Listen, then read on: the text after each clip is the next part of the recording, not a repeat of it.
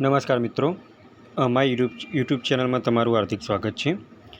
મિત્રો, અત્યારે જેપીએસસીની અંદર અલગ અલગ પોસ્ટ માટે અલગ અલગ જાહેરાતો પડેલી છે, જેની અંદર તમારે પૂરી માહિતી કેવી રીતના લેવી એ તમે આ વિડીયોના માધ્યમ દ્વારા જોઈ શકશો।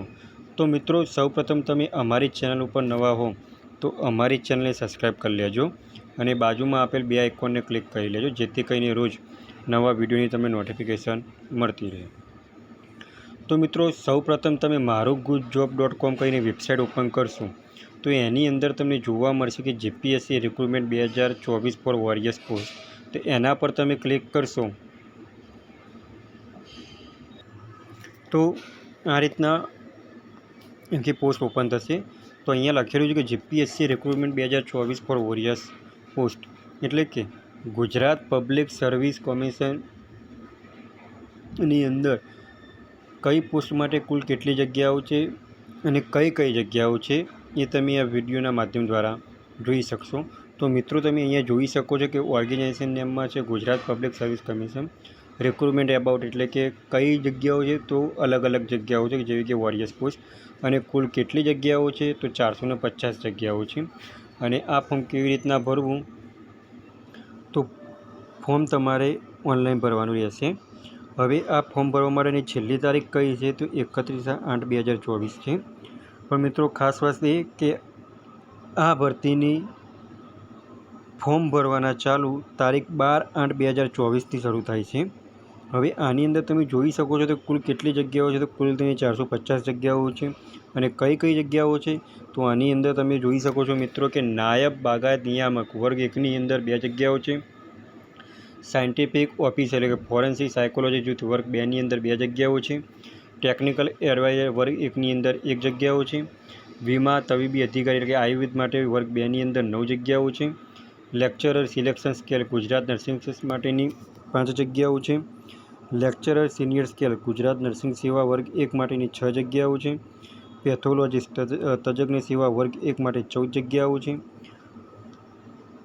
મનોરોગ ચિકિત્સક માટે 22 જગ્યાઓ છે, માઇક્રોબાયોલોજીસ્ટ માટે 16 જગ્યાઓ, પેથોલોજીસ્ટ વર્ગ 1 માટે 2 જગ્યાઓ છે, રાજ્યવેરા નિરીક્ષક વર્ગ 3 માટે 300 જગ્યાઓ છે, આસિસ્ટન્ટ મેનેજર વર્ગ 3 માટે 18 જગ્યાઓ છે, મદદનીશ ઇજનેરી સિવિલ એન્જિનિયરિંગ માટે 16 જગ્યાઓ છે, હેલ્થ ઓફિસર વર્ગ 2 માટે 6 જગ્યાઓ છે, જીએમસી માટે 2 જગ્યાઓ છે, જુનિયર ટાઉન પ્લાનર વર્ગ 2 માટે 11 જગ્યાઓ છે, અધિક મદદનીશ ઇજનેર યાત્રિક વર્ગ માટે 3 જગ્યાઓ છે અને સ્ટેશન ઓફિસર વર્ગ 3 માટે 7 જગ્યાઓ છે। હવે આની અંદર સૌથી વધારે જગ્યાઓ છે એની અંદર છે, તો આની અંદર સૌથી વધારે જગ્યાઓ રાજ્યવેરા નિરીક્ષક વર્ગ 3 માટે છે, જેની અંદર તમારે 300 જગ્યાઓ છે। હવે આ પોસ્ટ માટે તમે લાયકાત શું ધરાવતા હોવા જોઈએ, તો આ લાયકાત માટે તમારે પોસ્ટ પ્રમાણે લાયકાત છે કે આની અંદર ગ્રેજ્યુએશન જે લોકોએ કર્યું છે તેવા મિત્રો પણ આની અંદર ફોર્મ ભરી શકે છે।